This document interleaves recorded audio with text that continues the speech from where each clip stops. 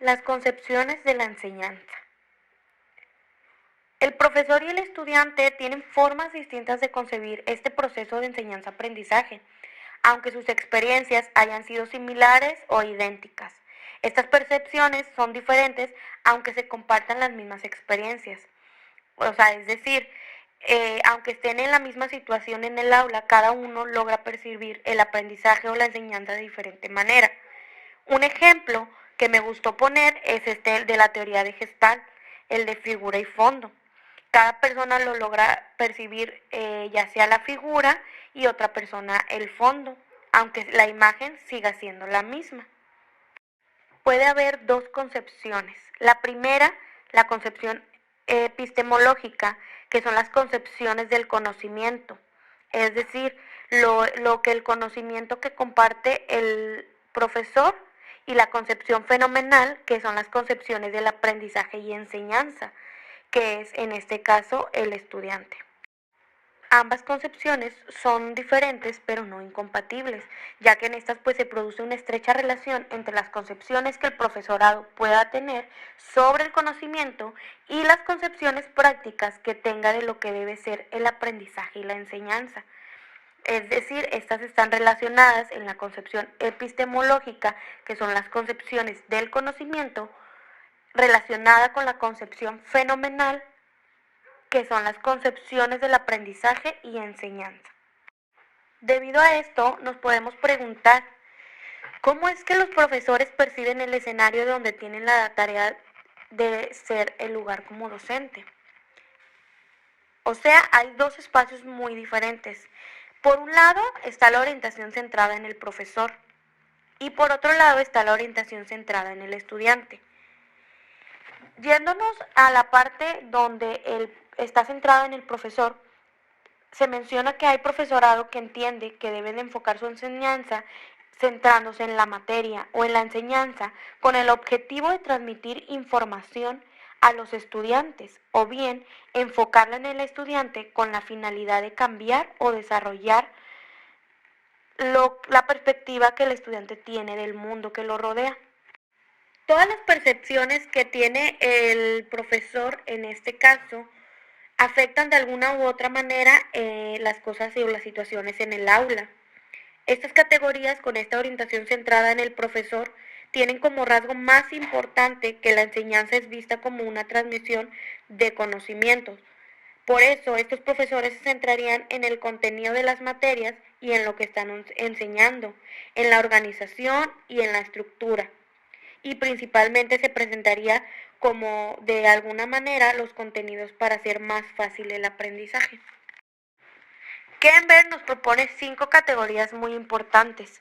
La primera es la impartición de la información. Alguna de estas características es la visión centrada en el profesor. El propósito de esta es la presentación de los contenidos principalmente. Es decir, aquí el profesor es el protagonista y el alumno quedaría como en un papel pasivo. Y la importancia de trasladar esta información que se imparte hacia el estudiante. En este punto no es tan importante la manera en la cual el estudiante aprende, sino que la enseñanza va a partir de que el alumno esté matriculado y asista a clases. Los profesores deben explicar de tal forma que los alumnos no tengan que molestarse en decidir cuándo tomar notas, porque él es el que les facilita los esquemas y los apuntes. La segunda categoría es transmitir el conocimiento estructurado. Esta transmisión del conocimiento como un objetivo prioritario a la enseñanza. Es destacar en presentación de materiales y lo más importante es el contenido de la clase.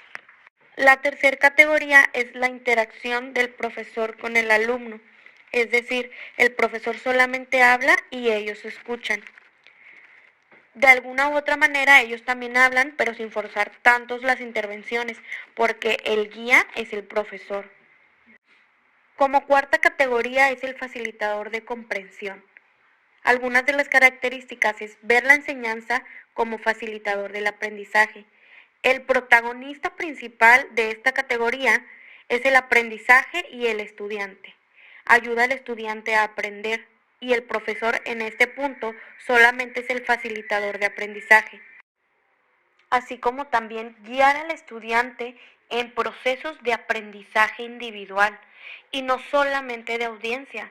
Es decir, que el estudiante puede aprender individualmente y no solo sea la transmisión de este conocimiento solamente escuchándolo, sino que él mismo vaya desarrollando esta actitud de aprender individualmente.